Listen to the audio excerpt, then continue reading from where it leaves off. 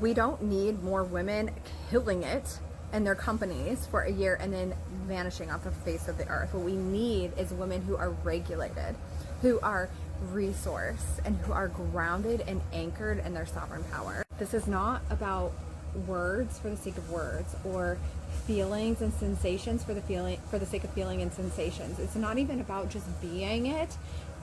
It's about living it. It's about in that lived experience. Now, here's the thing that a lot of people aren't talking about. We don't operate the same as men, right? We don't go out there and just fucking kill it in our companies and not have some kind of whiplash if we are not intentional about the capacity stretch that is happening, the boundaries that need to actually happen, and the type of leadership that we need to step into that's sovereign in our power. It's not about caffeinating and going at it and going for it and like killing it. It's about anchoring into your essence, your truth, in a way that's gentle to your nervous system, in a way that your nervous system is stretched, because like the truth is, you eat fear for breakfast. Like there's not a lot of things that we do now that it's like, oh, that's scary, I'm not going to do that. It's like, oh, that's scary, let me go do it, right?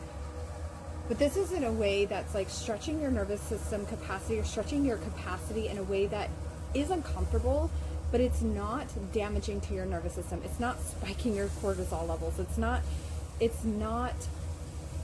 having you feel like you need to get up at 3 a.m. and go do something with the energy, because your mind, your subconscious mind, is waking you up feeling like, oh my gosh, there's all of these things on my to-do list, and this money going out, and this money coming in, and people that I need to support or I get to support.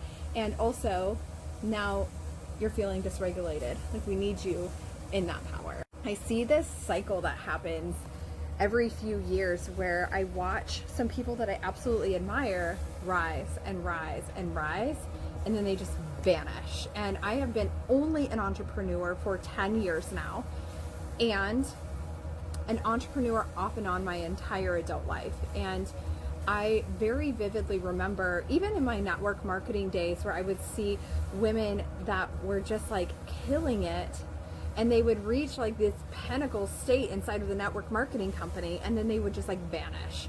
And then I started noticing that in the coaching industry as well, and the entrepreneurship as well, as it pertains to women, because we're women operating in a man's world, but now you're a woman operating in your own company.